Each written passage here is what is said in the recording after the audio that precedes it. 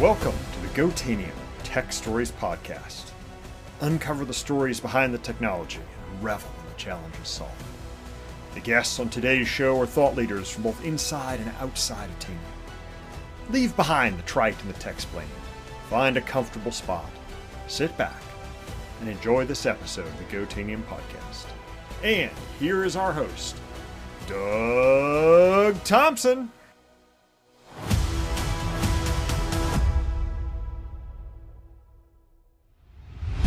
Hey, everybody, and welcome to another episode of the Tanium Podcast.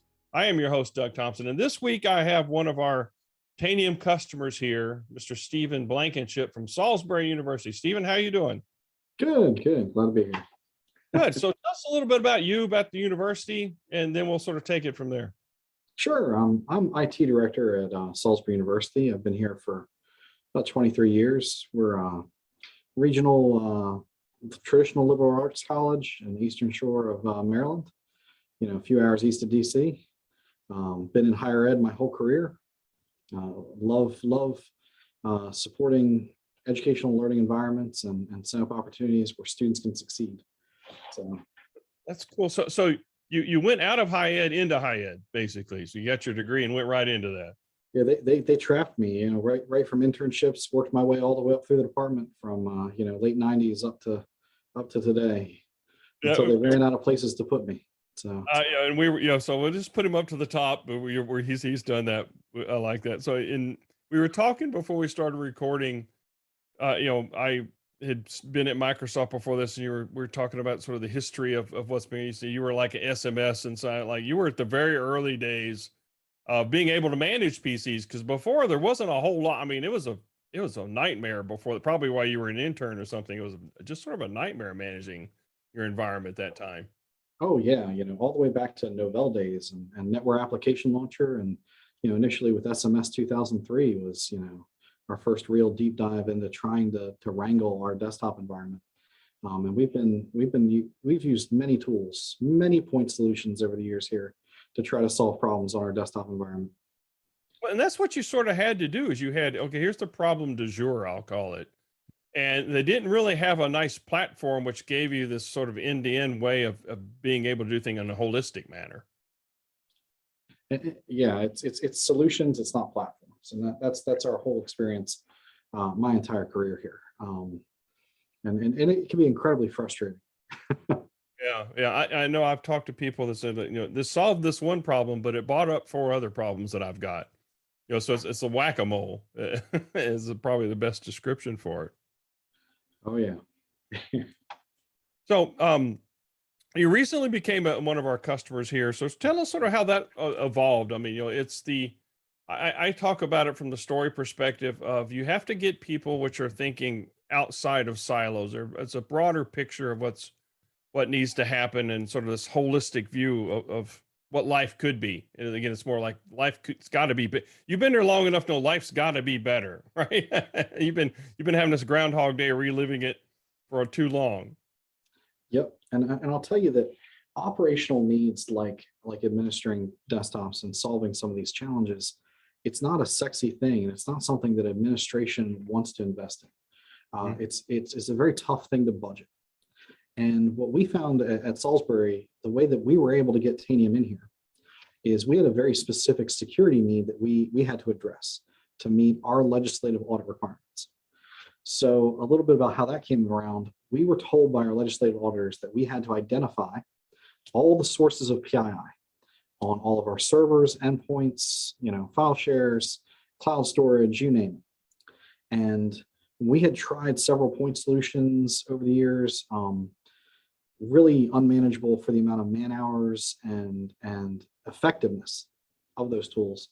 And we had actually reached out to Tanium because we needed something to solve the problem of all the PII sitting on all of our endpoints. Mm-hmm. And it's more than we ever imagined. Everybody and their brother wants to keep all the contracts all the way back to the 80s on their computers. So we actually bought Tanium as a security tool, and we used Reveal, which is one of the Tanium modules, which is capable of looking inside all of the files inside of archives and doing pattern matching within them for us to identify and confirm legitimate PII hits. And for SU, why I say PII is personally identifiable information, such as social security numbers, credit cards, driver's license, passport. We have an obligation to protect that data. And I'll tell you, those are our crown jewels. Those are the things that if we lose those, if they're stolen, if they're breached, that's what's ruining people's lives. And even outside of our legislative requirements, we care the most. That's what we want to protect the most. So we have to remove PII from anything that's not an approved encrypted repository. So Tanium was able to identify it on all of our endpoints and servers. And then we have automated within Tanium that it'll automatically pull that PII off the endpoints, leave a little stub there that says, hey, we took your file, call the help desk if you need it. And then move it to an encrypted central NAS repository that then we have entirely separate ACLs and separate permissions and processes in order for people to gain access back to it. And that met our audit requirements and really cleaned up millions and millions of records off of people's endpoints, far more than we ever would have imagined, Doug. Yeah, higher education I've found is a place for data hoarders. That, like you said, we had a researcher back at a previous role that had kept every submission for a grant that he'd had, and his mailbox size was like in the terabytes, of which nobody. I mean, it was just. I discovered that nobody ever throws anything away in education. No one wants to throw anything away, and it's not always the people that we suspected. It's not always the HR people or the registrars or the people that you have a legitimate reason to work with PII. Every one of them has downloaded a report and left it on their desktop. Yeah. Then they've copied it over the last 4 desktops as they've copied their documents folder over from the last 4 or 5 machines. We have PII going back to the 80s that we were finding. But it's also everybody in the departments that ran their TurboTax and saved their tax file on their desktop. It's the contracts, it's the procurement orders, it's the credit cards on scanned PDFs that we're finding. It is far more than we ever imagined, and more than any of the previous tools that we'd attempted to utilize here was able to find. And the key to it for us was we don't have the manpower to review these. We don't have the manpower to go and manually take the PII away. So one of our main requirements was it needed to be able to be self-sustaining. So it's not enough for us to find PII, we needed to take it away. Once we had confirmed the situation or scenario. So we're able to go in and look at those hits in Reveal and say, yes, this pattern is legitimately PII. Everything else that looks like it, go ahead and take it. So we just have some care and feeding we have in training it to say at SU, because our requisition forms all look the same. Our contracts all look the same. It's actually pretty straightforward. Once you know the types of PII that live in your environment, for you to care and feed and train that to automatically take it. And we've got our users are, politically we were able to get it through, and our users have come to understand how all that works. So, and that's an interesting thing that I find is that it's the CIO for another institution I used to work with. It was a central IT organization, but as usual, each college sort of had their own budget and did their own thing, and it was central IT sort of provided a core set of services. But he said it was a coalition of the unwilling was what it sort of means. So getting that political thing, how did you manage that? What's the story to get the buy-in from the users? So at the point at which your state funding is going to be pulled, if you do not meet legal requirements, the last bits of hesitation, our president doesn't want to be in the newspaper. Fortunately, enough other people around us have had bad experiences to the point that we're now believed. I don't think that some of the political and cultural explanations are even needed anymore nowadays. That the fight that it's not that we haven't known that we needed to do this for the last decade, but we finally have both the tools, the ability to do it, and the willpower and the acknowledgement in today's cybersecurity environment that we have to do it. So that's how it came together. That's sort of a delicate balance too, because in the past you could have done it, but it wouldn't have been a great customer experience. Right. I mean, technology done well fades into the background. You don't even know it's there. It just works. It's like the power switch when you turn on the light. And it sounds like with Tanium, you were able to come up with that solution to make it seamless to the user. And then that makes it, because if you remove that friction, then they're a lot more likely to buy in. Right. And the big thing is anything we could have done in the past would have had such a manual overhead on IT and on the users that it would have been untenable for us to support and maintain it. So that was really how we got it in here. And once we got it in the door and we have this powerful tool on all of our endpoints and all of our servers, then it's kid in the candy store time. Well, it's looking at the automation piece of that. How do you help yourself scale? Because I'm sure you're like every other entity out there, getting good IT resources and people that have that skill set. It's hard to do. It's pretty competitive for that market. So how do you keep them? How do you get them? How do you keep them? And then it's also it's a big expense when you get that person in there. So being able to automate that stuff is very powerful in that then it helps, again, you scale. And I always like telling I've run into these people on occasion, which think you're trying to do away with their job.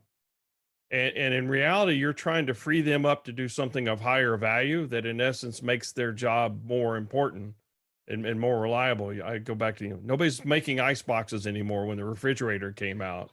Nobody, VCR tapes, so you don't have a lot of those anymore. Everything's digital, it goes on. So I used to have those conversations with people all the time. Any aspect of your job that I can automate with PowerShell or with a script or with a tool, you ought to be happy, because that's got to be miserable doing that repetitively.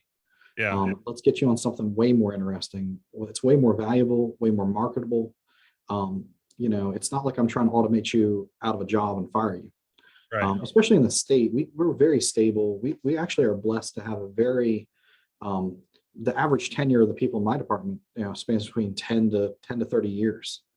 We don't have a lot of job hopping. We're pretty isolated out here on the Eastern Shore of Maryland.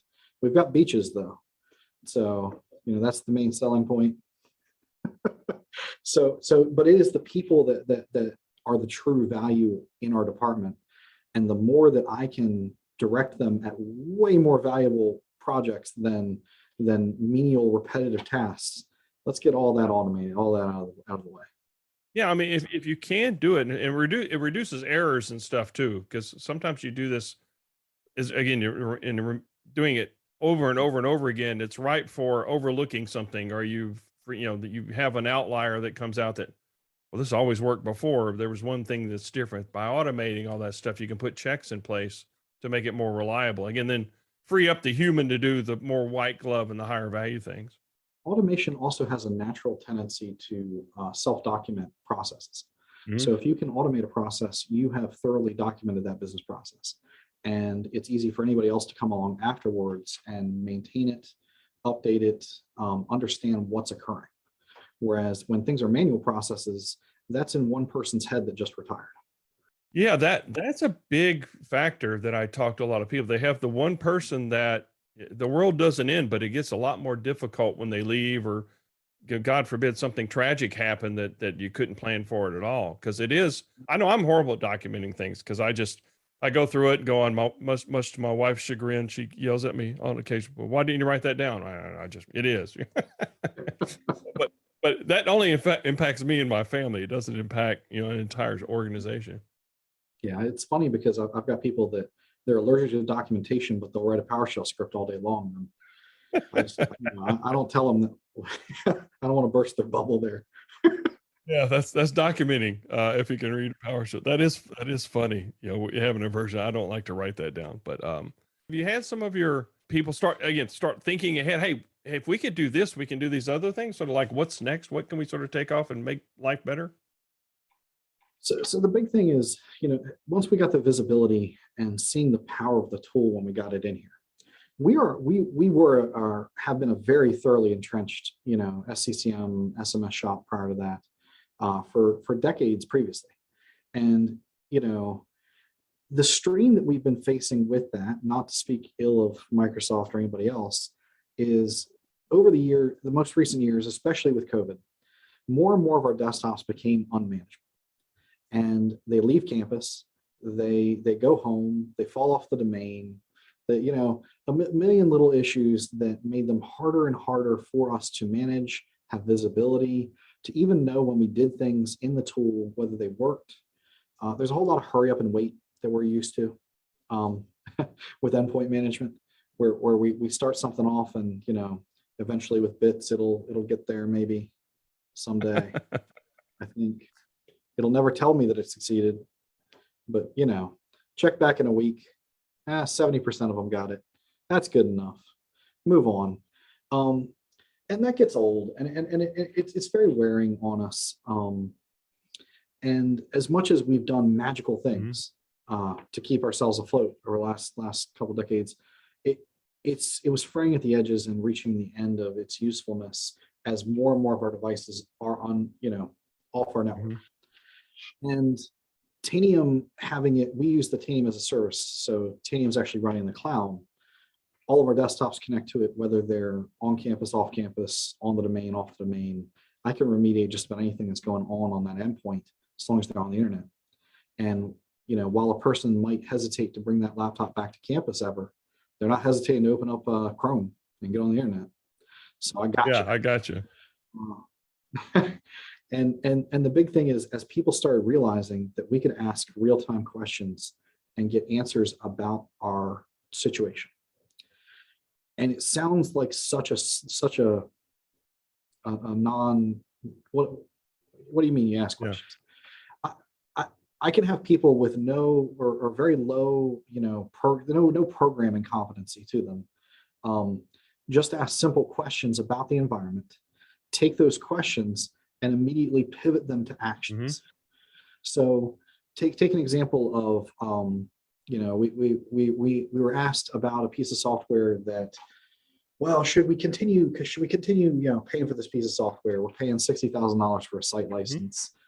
And why are we doing this? And I'm able to just with a sentence ask a question about our environment, say what computers even have this, and then I can know where those computers are and who's using them, and I can know the versions. I get those responses back, and it's so much faster in a single pane of glass that I can then take that same answer that I got and feed it straight to a deployment. Yeah.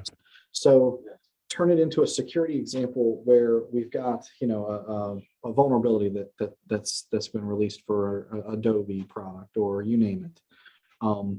I don't even know how many computers have that version before. To get that answer would be incredibly painful before. Now it's a sentence that it helps me autofill in the rest of the sentence to tell me exactly how many are in that situation, and then take that exact list of computers, feed it straight into a deployment to go ahead and update them. You can save that question, and it's essentially creating you a query into your environment that you can feed. And instead of having to make a static collection, or instead of having to make a manual grouping of computers, you're making a dynamic real-time collection off of your environment with real data that you can feed into actions, and that's what's saving us a ton of time. You're right. That was a common problem of these older architectures and stuff, is they were built for a world where everybody was within four walls, and on the occasion went out, and if they did go out, you had this tether on them called a VPN or something. And everybody I talked to was, we'll get around to it. We know it's going to happen. The workplace is changing. And then COVID threw a hand grenade in it and just sort of, okay, now we have to change right away. And that's the unique thing about the Tanium architecture, is designed simply to be wherever the device is, you can phone home. We can find something about it. So it was designed for the more modern, very flexible workplace as a platform. And the more you give people the ability to inquire about things and give them an answer, they come up with more questions. I always wanted to know that, and it's like, well, why didn't you ask? Well, I didn't think I could get it, or, didn't come to mind. Absolutely. And one of the big things that we also get pushed on is patching and patch compliance. So we have a lot of compliance metrics that we're made to meet. Basically, baseline configurations that have to be held to, as well as patch mean time of mitigation for vulnerabilities, as well as patch from within a certain period of release time from the manufacturer. We have to have them apply. And I'll tell you that is an infuriating thing to piece together between using multiple point solutions. Even within Microsoft, it's multiple point solutions to attempt to get those patches pushed out there. Third-party products, buying sculpt catalogs and third-party plugins, and you name it. And then relying on additional tools to then go back and check whether we're still vulnerable to something, whether the patch applied properly. The insight into the feedback of our environment is just very dim, and it's frustrating. So whereas with Tanium, I have an agent running on that endpoint, as opposed to me relying on either a third-party tool to remotely scan it, or SCCM, not to bash it, but anyway, much better visibility into what's actually needed for that situation on that endpoint. And I know that agent on there, when I tell it to update, is going to get those updates and provide feedback to me about how that went. Right. Everything from in-place O upgrades to Microsoft upgrades and third-party updates that are delivered by Tanium. Yeah. That I don't have to make and maintain and deploy out manually. And getting that dashboard of how does my patching situation look like? So what does it look like? Am I 70% compliant on my metric of release to patch? Knowing that at a glance. And it's got to make you be able to sleep better knowing that you can answer those questions. There's nothing worse than having your boss coming in and know he's going to ask you one of those questions. I can get to that answer, but it may be a week. Right. And you're only as secure as your weakest links in this. And yes, we have a lot of other layers in security. And we've got firewalls, and we've got, other pieces to this puzzle. But for the longest time, our endpoints have been our greatest concern and point of compromise, because our servers are locked down. They're highly tuned. Our network, we've got a lot of constraints and controls within it. But those endpoints and those pesky users are the main problem in an environment. Yeah. So by assuring that is compromised, can do as little damage as possible, reputational damage, data loss, having those endpoints no PII on them, right there, I've already won half the game. So even if that endpoint is stolen, that endpoint is compromised, you're not getting something locally from us. Right. Then I have those other layers in place to prevent between that endpoint and the additional spots where you're going to do more damage to it. But yes, sleeping better at night, knowing that I've got AV running properly, knowing that I've got the firewall enabled locally, knowing that you don't have admin rights locally on that machine, knowing that all of our little settings and group policies and all the tweaks and layers that we put on those endpoints are still enabled, are still working, and you're patched. In that scenario, the other thing is operationally, if your environment looks like what I just said, you get way less calls. You have way less issues. Your users are actually happier in that environment because their desktop works.